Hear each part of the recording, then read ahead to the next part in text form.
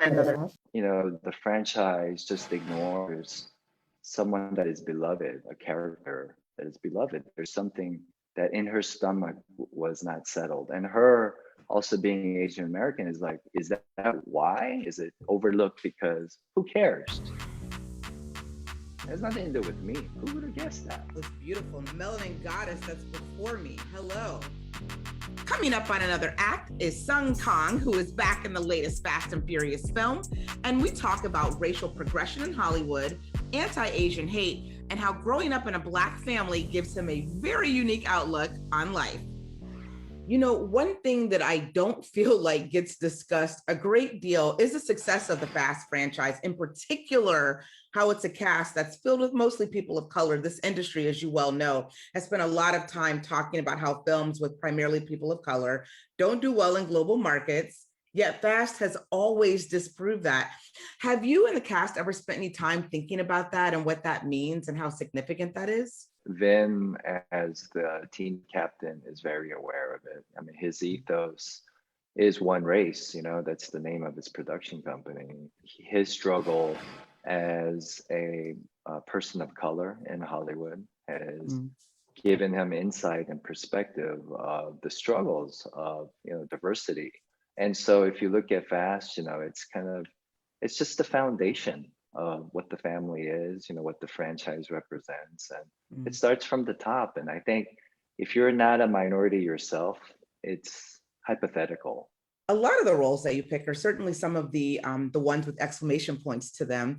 Feel like you are deliberately picking pieces that are these significant contributions to the culture, both with the Fast franchise and also with the work that you've done in the Power series. Is that intentional? Is that something that you look for? Or is that just a really beautiful kind of happenstance of the output of the work that you do? I will be completely honest, my journey as an actor hasn't been full of choices. I haven't been in a buffet line of opportunity. It's like to survive, to be able to pay for class, to be able to pay your rent, you got to take jobs. And this is where you learn. Some jobs you go, I don't know, it's a little stereotypical. Why am I here? I don't really push the story forward. I'm there for an Asian ethnic reason. But if you don't get seat time, if you're not on set and you learn what to do and many times what not to do, how do you get better? You got to go. So I wish I was, in my journey as an actor, I had those like choices, if you will, like I could pick and choose. But it hasn't. Many times I had to take roles just to survive. But because inside, I would question, I would fight for these things. I would look for opportunities, and then I would be able to have a third eye for people like Courtney, Kemp from Power, who, when we had our dialogue about Power, I was like, well, he's kind of a bad guy. What am I there for? Is he representing like the Chinese embassy or something, like an Asian reason, or Korean embassy? What's he there for? And she was like, no, I just want to show that an Asian male has swagger. And I was like, I'm in.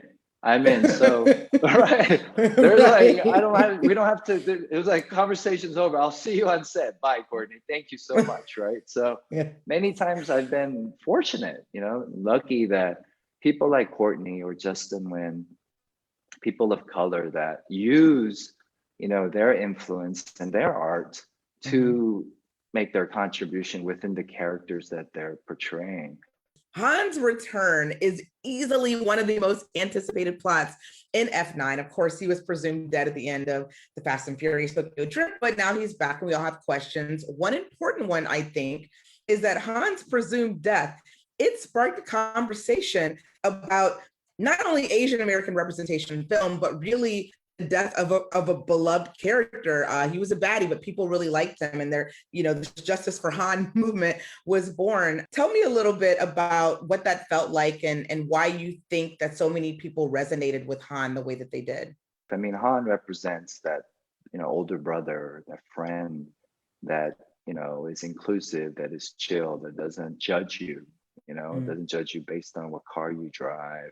It's about, certain like cowboy codes of conduct, right? And you want to share a beer with them and talk about cars. He's just like the everyday dude, right? But cool, right? Like super cool. Yeah. Has a nightclub, has all this stuff, right? It's nuts, right?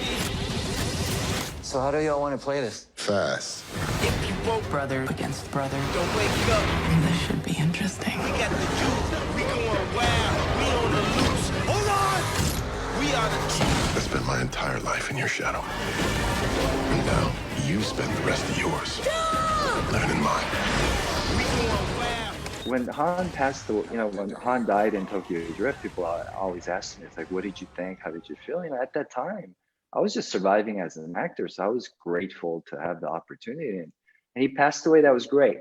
And then, my friend Jen Yamato, she's, we know each other now, but at the time, I had no idea who she was. I knew she was a journalist at LA Times, but she did this vigil and started like really promoting this hashtag justice for Han. And at first I thought it was just this crazy woman, like some fangirl going nuts, right? I'm like, I don't think I want to be one of the vigil for a character I play.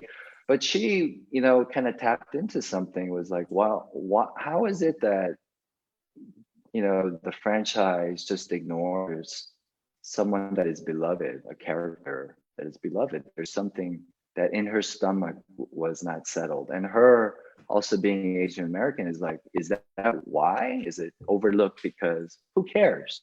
Yeah. And you dismiss what he represents to people. It has nothing to do with me. It's the idea of that brother.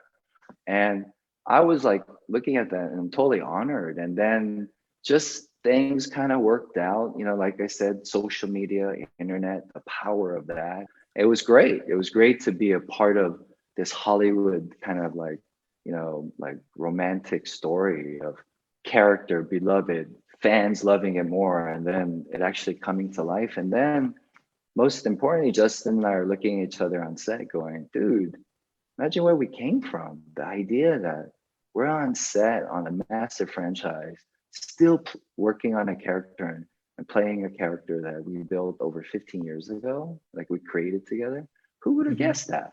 How awesome is that, right, Kelley? And it arrives, even though I know this film was actually supposed to come out last year, it arrives, I think, at a really significant time when we factor in what's happening in the real world right now. And to that, it makes me think about, how when we talk about Black Lives Matter protests and protests against anti-Asian hate, there feels like there's this cross-racial solidarity that we've experienced in the last year that maybe we haven't seen on this level before. What are your thoughts about that? Do you think there should be more, or does it feel like this movement is strong and people are hearing the messaging as they should be hearing it? Well, I think it's premature because I think positive relationships within Black America and Asian America has not been perpetuated by media or films or news or even social media. The fact that we're having conversations today to go support each other, we need to support each other. It's all seeds planted because there's a lot of unfamiliarity with each other. There's a lot of preconceived notions within minority communities. There's a lot of like contextualized, politics between Black America and Asian America, So just because we're minorities, we're not a monolith. We don't just happen to support each other, right? So I think this education, this conversation, the crises that we go through, and then being able to come out of it going, at the end of the day, it's not a color thing. It's just hate, and if we can talk about it and go, white, black, yellow, orange, if we can, unite and help each other, we're talking about it, Kelley. The fact that you and I are able to talk about this and people are going, I understand what you guys are saying. A year ago, they're like, who cares? Who cares? Like, you guys should get along. You guys are people, minorities. Yeah, kumbaya. But it's not like that, right? Yeah. And can we also talk about, because I feel like you have this really unique perspective that I think also further helps contextualize all of the things that you kind of gifted us with in this conversation, from where you grew up and how you grew up into even the household that you grew up in. I think that you probably are able to have a more layered conversation than maybe most people are. Can you talk a little bit about that? My mother is Korean, right? And very, very Korean, and, very Korean. And my father is African American. My stepfather is African American from Paris, Texas. And you know, he grew up during the civil rights movement. I come from a gigantic family. You know, I feel very blessed because my perspective of African American, you know, families and communities, you know, it was never like I never understood stereotypes about Black people, Kelly. When they said people would say, "Yeah, all the Black dudes know how to play basketball," I go, "No, that's not true, man. That is not true because Peter, my cousin, can't dribble a ball for crap. He can't dance for crap. He can't do nothing, right? He's a nerd. He's a nerd, right?" And they're like, "Well, they, you know, like all Black folks listen to rap." I go, "No, my cousin Oren introduced me to Kiss, right?" I go, "What are you talking about? Like, what is this? It's nonsense, right?" And so, you know, growing up, I had the blessings of, you know, having this, you know, very loving, very like, you know, it's almost like a Tyler Perry movie, right? You know, Black family, aunties, a lot of hugs, a lot of comfort food, family reunions. And then I had my Korean side. You know, it was more of the immigrant story, my mom pursuing the American dream. Then from the outside, being a child and having a biracial sister, I have a younger sister that's half Korean, half Black, seeing and learning about racism, Kelly, and my father trying to teach me about the journey of a man of color, but he knew that I wasn't going to be able to experience his journey, and he was grateful for that. But I had to be prepared for other things. So, you know, and then my mother is like, you know, she's walking comedy because she's like a hustler. Like she's trying to make the dollar on everything, right? So my dad is like chill. He's into American sports. He's the football dude, family picnics, you know, that barbecue guy. My mom's all about, let's get another job, you know, let's do this, let's hustle. So, you know, being able to like, you know, see their romance in a country that didn't accept them. I mean, we were like anomalies wherever we went. Like at, you know, in the 70s and 80s, like when did you see like a Black and Asian couple walking around, right? With, you know, with me and my sister, right? And Yeah. I look at racism today where, you know, there is this, you know, conversation about, you know, should Black America support Asian America at this time of crisis? Because were we there for them, right? And many times, you know, some of the most like racist things I ever heard came from Asian communities, right? Especially towards our family, going, you know, she married a Black man, so they're these type of people. So my perspective and lens towards racism and the understanding of both sides, very contextually, because I understand, you know, because there's ignorance. Like if you don't see and have Black people in your life, you have no idea. And you just watch movies, right? So they think all Black people know how to play basketball. That is not true. I can line up 50% of my family and they can't dribble a ball. I guarantee it, right? Starting with Peter. I hope he doesn't see this because he thinks he can play. Oh, Peter, you just got exposed. No. That was so great, Sung, and I really appreciate you even talking to me. This was awesome. Thank you so much and continued success. Thank you, Kelley.